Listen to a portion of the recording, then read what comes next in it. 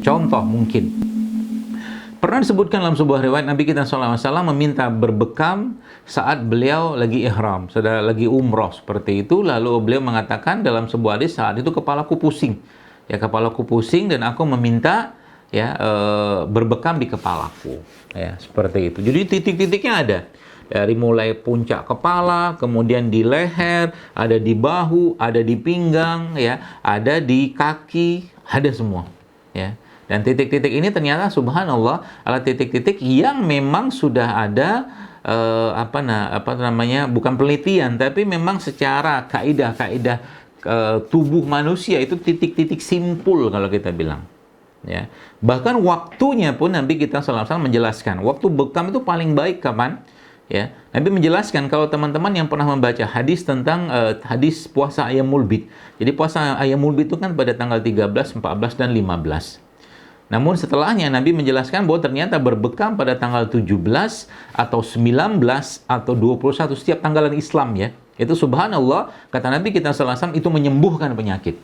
Jadi ada protokol. Jadi kalau kita bicara sekarang tentang wabah ini dan kondisi saat ini, sebenarnya protokol Islam itu sudah sangat-sangat komplit.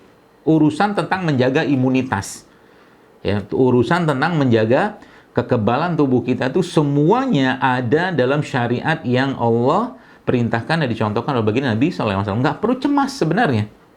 Nggak perlu cemas, ya. Tadi sempat saya mendengarkan juga kalimat dari moderator tadi bahwa bagaimana bekam itu bisa meningkatkan imunitas, ya. Itu jelas, bukan jelas lagi, sudah sangat jelas. Bapak Ibu kalau mau browsing, banyak sekali riset tentang bekam ini. Ya, banyak sekali.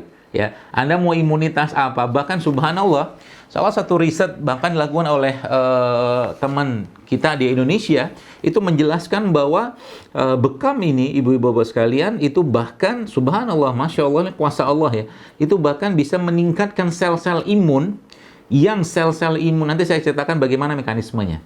Sel-sel imun ini yang bisa digunakan untuk katakanlah menyeimbangkan atau memodulasi lagi orang-orang yang bahkan pada kondisi HIV sekalipun. Betul, sampai kayak begitu dahsyatnya. Kerja bekam ini, ibu-bapak sekalian, itu mirip seperti mesin cuci darah, mirip. Dia tidak bisa disamakan tapi mirip analoginya. Nanti bagaimana mekanisme saya akan jelaskan. Jadi subhanallah, ya. Bahkan ada urutannya. Jadi kalau kita lihat sebenarnya petunjuk dari baginda Nabi SAW itu sudah sangat-sangat jelas, tinggal ikutin saja. Puasa 13, 14, 15 itu orang-orang barat yang sekarang bergerak di naturopati itu sekarang sangat menganjurkan puasa-puasa 3 bulan.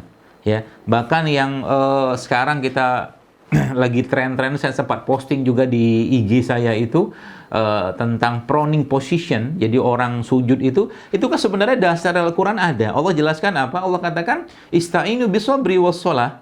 Jadi kalau mau minta pertolongan, mintalah dengan sabar dan sholat. Sholat itu, Bapak sekalian, pernahkah kita berpikir, ya, kenapa ada sholat subuh, ada sholat zuhur, ada sholat asar, ada sholat maghrib, ada sholat isya? Itu semua waktu-waktu tadi, ya, adalah waktu-waktu di mana terjadi perubahan irama biologis pada tubuh manusia yang kita dengan gerakan-gerakan sholat. Gerakan sholat itu kan gerakan apa? Stretching, relax gitu kan. Itulah gerakan-gerakan yang menyeimbangkan. Jadi singkat cerita, kalau saya membahasakan itu, semua syariat dalam agama kita yang mulia ini semuanya menyehatkan, tapi kita tidak melakukannya untuk sehat. Kita melakukannya untuk atau karena ketaatan dan kewajiban kepada Allah Subhanahu wa taala. Itu dasar umumnya.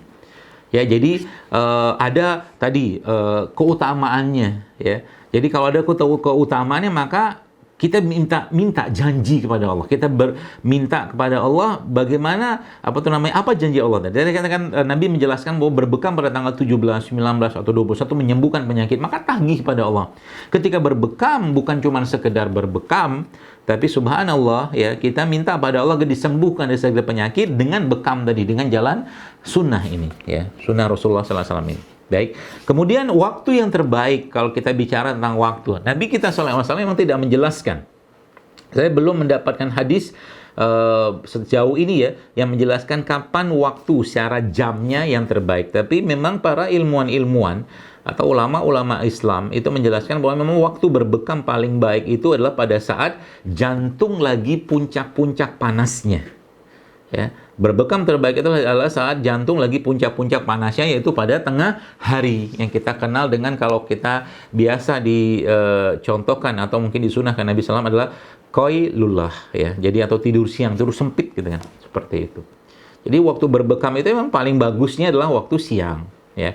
Apakah dengan ini kita tidak dibolehkan berbekam pada waktu-waktu yang lain? Nggak masalah, silakan aja. Tapi kalau kita bicara terbaiknya adalah saat kita mengistirahatkan jantung, yaitu pada waktu siang hari. Siang hari itu ya mungkin ya qobliyah zuhur, atau mungkin saya lebih memilih itu ba'da zuhur, ya, ba'da zuhur atau sampai menjelang asar, seperti itu. Ini waktu-waktunya, ya. Nah, kemudian Bapak-Ibu sekalian, kalau kita bicara tentang bagaimana mekanisme kerja, ini kan dalil sudah nih, dalil sudah. Nah, kita lihat Bapak-Ibu sekalian, ternyata tubuh manusia, ya, tubuh kita ini itu ternyata banyak sekali saluran-saluran darahnya. Ada aorta, ada kapiler, ada vena, ya, ada pembuluh darahnya, ya, segala macam itu. Dan ternyata bagian yang paling besar jumlahnya dalam tubuh kita ini, yang dia meliputi hampir semua tempat, ternyata penampang yang paling terbesar itu ada pada kapiler. Ya, kapiler itu ternyata jumlahnya, sehingga saya bisa sampai 3.500-an, ya, milimeter atau berapa itu, pokoknya 3.500 lah, seperti itu. Jadi dengan jumlahnya hampir semua tempat dalam tubuh kita ini terisi dengan kapiler-kapiler, dan dialah tempat pertukaran, ya.